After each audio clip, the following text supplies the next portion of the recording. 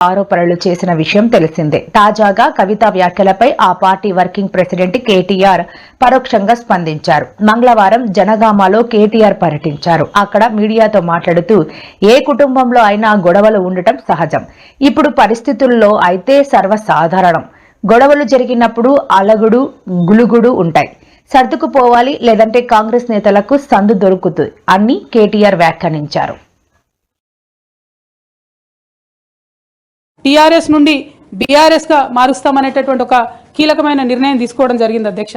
ఆనాడు కూడా ఆ మీటింగ్ నేను అటెండ్ అవ్వలేదు అధ్యక్ష. నేను ఒప్పుకోలేదు, ఈ పేరు మార్పుకు ఒప్పుకోలేదు, నేషనల్ పాలిటిక్స్ లోకి వెళ్ళడం కూడా నేను ఒప్పుకోలేదు అధ్యక్ష.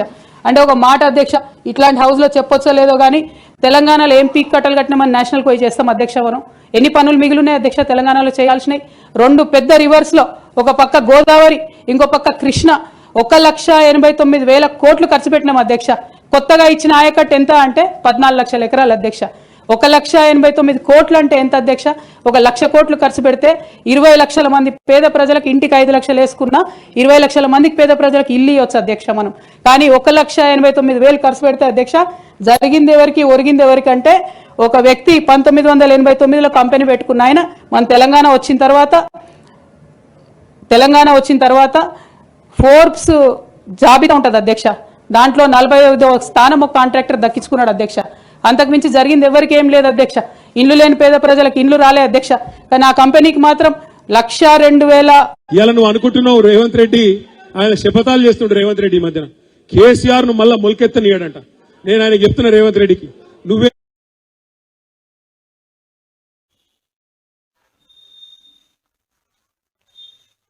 2 ఏండ్లలో మళ్లీ వచ్చేది బీఆర్ఎస్ ప్రభుత్వమే అని మాజీ మంత్రి తన్నీరు హరీష్ రావు అన్నారు.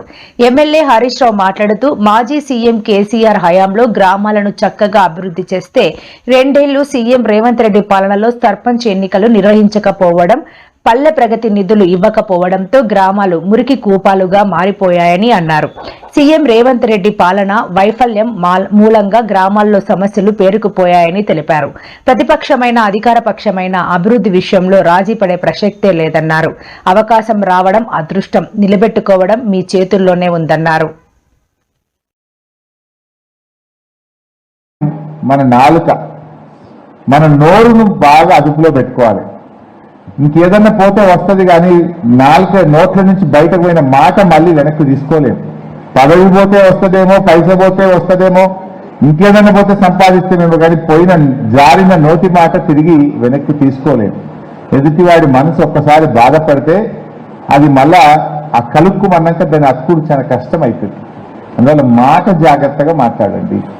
మాటే ముఖ్యం నా దృష్టిలో. మాట మన మర్యాద, మన నడవడి, మన పనితనం అనేది నా దృష్టిలో 4వది. ముందు మాట, నడవడి, మన మర్యాదనే అన్నిటికంటే ముఖ్యమైనది.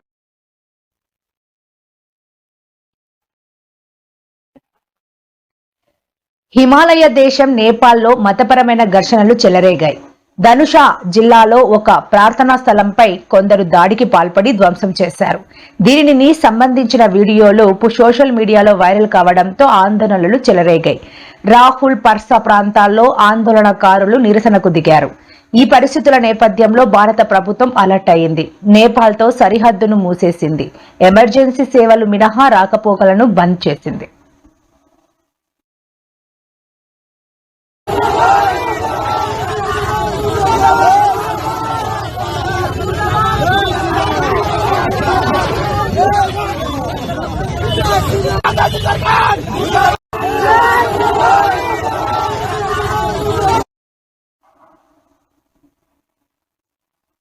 వరంగల్ జిల్లా జనగామలో సర్పంచ్ల సన్మాన కార్యక్రమంలో బీఆర్ఎస్ వర్కింగ్ ప్రెసిడెంట్ కేటీఆర్ పాల్గొన్నారు. ఈ సందర్భంగా ఆయన సీఎం రేవంత్ రెడ్డి, మాజీ మంత్రి కడియం శ్రీహరిపై విమర్శలు గుప్పించారు. కాంగ్రెస్ లో సీనియర్లను తొక్కేసి అడ్డదారిలో ముఖ్యమంత్రి అయిన రేవంత్ అసెంబ్లీలో బయట ఇష్టం వచ్చినట్లు మాట్లాడుతున్నారని మండిపడ్డారు. రేవంత్ తన గన్మెన్ పై కూడా చేయి చేసుకునే స్థాయికి దిగజారని, ఆయన పరిస్థితి పిచ్చి పట్టినట్లు ఉందని సెటైర్లు వేశారు. రేవంత్ భార్య గీతమ్మ ఆయన్ను కట్టేయాలి, లేకపోతే ఎవరినైనా కరిచే ప్రమాదం ఉందని అన్నారు. రేవంత్ రెడ్డి ఆయన శపథాలు చేస్తుండ్రు. రేవంత్ రెడ్డి మధ్యన కేసీఆర్ ను మళ్ళా మొలకెత్తనియాడంట. నేను ఆయన చెప్తున్నా రేవంత్ రెడ్డికి, నువ్వేంద్రా కేసీఆర్ మొలకెత్తనీయకపోయేది? తెలంగాణని మొలిపించిన మొగోడు మొనగాడు కేసీఆర్. 60 ఏళ్లు నీ కాంగ్రెస్ పార్టీ తెలంగాణను తొక్కి పెడితే మొలకెత్తదు అని మీరు విర్రవీగితే మీరు కాదన్న తెలంగాణనే ఢిల్లీ మెడలు వంచి మొలిపించినోడు కేసీఆర్. నువ్వేంది కేసీఆర్ ని పీకేది? కేసీఆర్ చెప్పు కాలి ధూళికి కూడా నువ్వు సమాధానం కాదు. కూటమి పాలనలో రాయలసీమ ప్రాంతానికి అన్యాయం జరుగుతోందని వైసీపీ నేత ఏపీ మాజీ మంత్రి రోజా ఆరోపించారు. మంగళవారం ఉదయం నెల్లూరు జిల్లా జైలులో పిన్నెల్లి సోదరులను రోజా పరామర్శించారు. అనంతరం ఆమె మీడియాతో మాట్లాడుతూ ముఖ్యమంత్రి ఉప ముఖ్యమంత్రులపై తీవ్ర వ్యాఖ్యలు చేశారు. మొన్న అసెంబ్లీలో సీఎం రేవంత్ రెడ్డి మాట్లాడడం చూశాం. రాయలసీమ ద్రోహులు ఎవరో ఆయన మాటలతోనే స్పష్టమైందని రోజా అన్నారు. సీఎం చంద్రబాబు రాయలసీమను మోసం చేస్తున్నాడని ఓటుకు నోటు కేసులో ఆయన పార్ట్నరే చెబుతున్నాడు అని ఆగ్రహం వ్యక్తం చేశారు. జరిగింది నిజంగా చాలా బాధగా ఉంది. ఈ రాష్ట్రంలో కూటమి ప్రభుత్వం అరాచక పాలనకి, అక్రమ కేసులకి పిన్నెల రామకృష్ణారెడ్డి గారి కేసు ఒక నిదర్శనం అని కూడా చెప్పచ్చు. ఎందుకంటే స్పష్టంగా తెలుగుదేశం వాళ్ళని పొడిచి చంపుకున్నారు అని చెప్పి సాక్షాత్తు ఎస్పీ శ్రీనివాస్ గారే చెప్పడం జరిగింది. మీరందరూ కూడా విన్నారు, చూశారు. పచ్చపత్రికైన ఈనాడులో పెద్ద అక్షరాలతో రాశారు, ఆధిపత్య పోరులో తెలుగుదేశం కార్యకర్తల్ని వాళ్ళే పొడిచి చంపేశారు అని చెప్పి.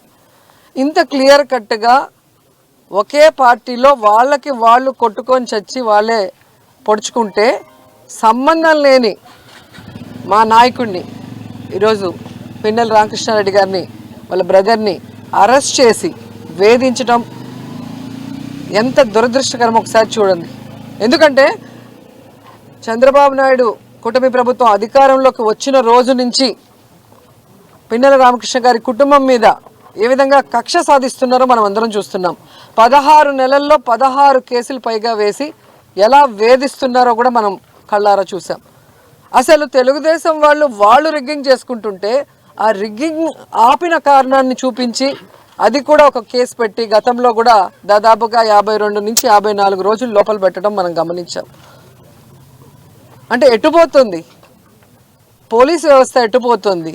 రెడ్ బుక్ రాజ్యాంగానికి అనుగుణంగా లోకేష్ చెప్పిన దానికి తానా అంటే తందానా అన్నట్టుగా పోలీస్ వ్యవస్థ మారిపోవటం చాలా దురదృష్టకరం.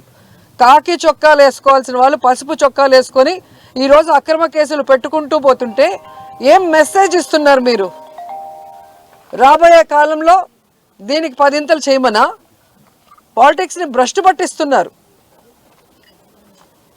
ఎవరైతే ఈరోజు తప్పుడు కేసులు పెట్టి పిన్నెల రామకృష్ణారెడ్డి గారి కుటుంబం మీద లోపల పెట్టి వేధిస్తున్నారో వాళ్ళకి సూటిగా చెప్తున్నాం. ఏదో ఈరోజు మీ పని అయిపోయిందని సంకలు గుద్దుకుంటున్నారేమో.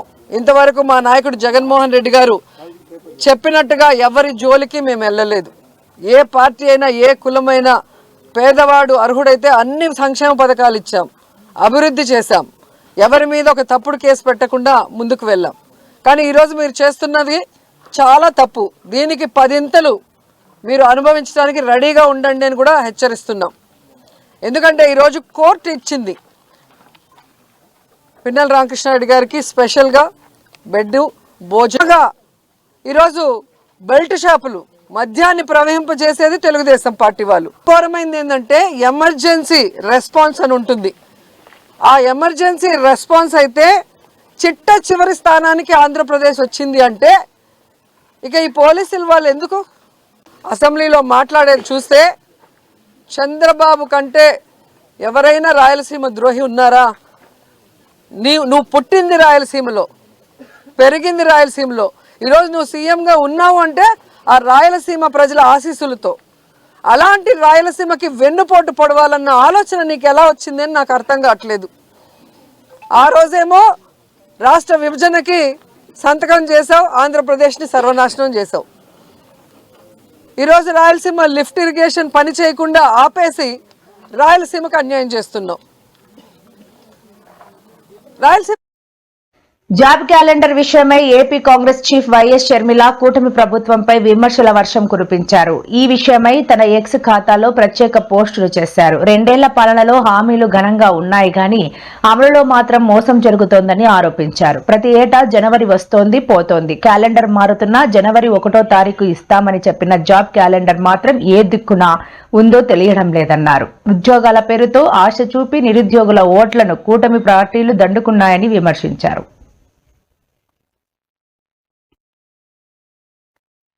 కోనసీమ మలికిపురం మండలం ఇరుసుమండ గ్రామంలో ఓఎన్జీసీ బావిలో చెలరేగిన మంటలు 2వ రోజు కూడా అదుపులోకి రాలేదు. సోమవారం మధ్యాహ్నం మోరి 5 బావిలో రిపేర్ పనులు చేస్తుండగా అధిక పీడనంతో గ్యాస్ ముడి చమురు బయటకు చిమ్మి ఒక్కసారిగా మంటలు అంటుకున్నాయి.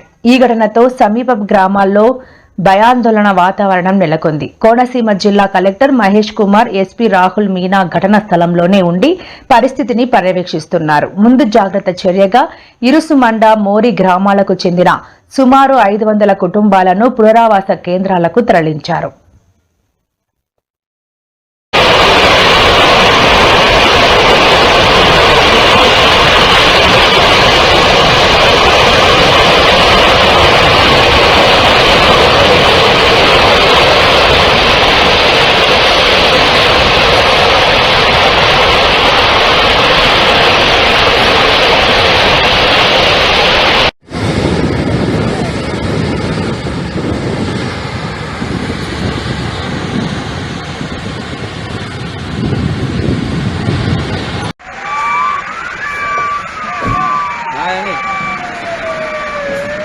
ఇరుసుమండ గ్రామంలో ఉన్న గ్యాస్ ఫైర్ అవటం జరిగింది. ఓఎన్జీసీ బ్లాస్ట్ ఫైర్ ఇంజిన్ 5-6 గ్రామాలు ప్రమాద స్థితిలో ఉన్నాయి. ఎట్టి పరిస్థితుల్లో సిబ్బంది ఎలా ఉన్నా ఏం కానా అదేం అర్థం అవట్లేదు. చాలా ప్రమాద స్థితిలో ఉంది. దయచేసి ఎవరు కూడా ఇరుసుమండ, లక్కవరం, గూడపల్లి, చింతరపల్లి గ్రామాల్లో నివసించే ప్రజలు గ్యాస్ కానీ కరెంట్ కానీ వాడొద్దు. చాలా ప్రమాద స్థితిలో ఉంది.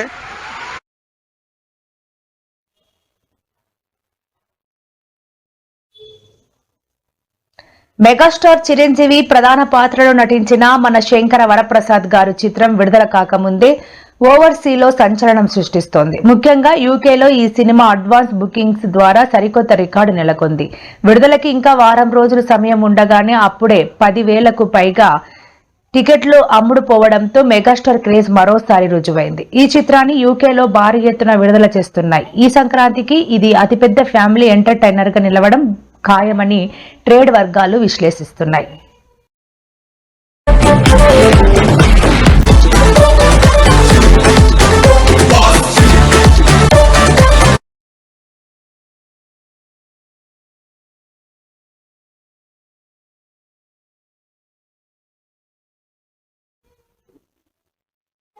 ఉదయగిరిలోని వింజామూరు మండలంలో ఎంపీపీ ఎన్నికలో ఓటు వేసేందుకు వెళుతున్న తమ పార్టీ ఎంపీటీసీలను నడిరోడ్డుపై అడ్డగించి దాడులకు పాల్పడ్డారని జగన్ ఆరోపించారు. ఈ దాడిలో ఒక మహిళ ఎంపీటీసీ తీవ్రంగా గాయపడ్డారు. ఒక సభ్యుడిని కిడ్నాప్ చేశారు.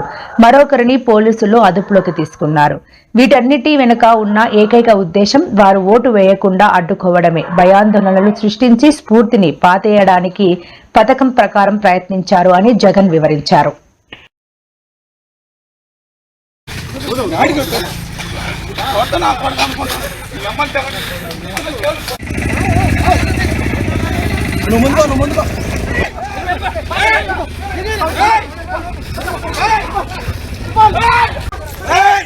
Hey!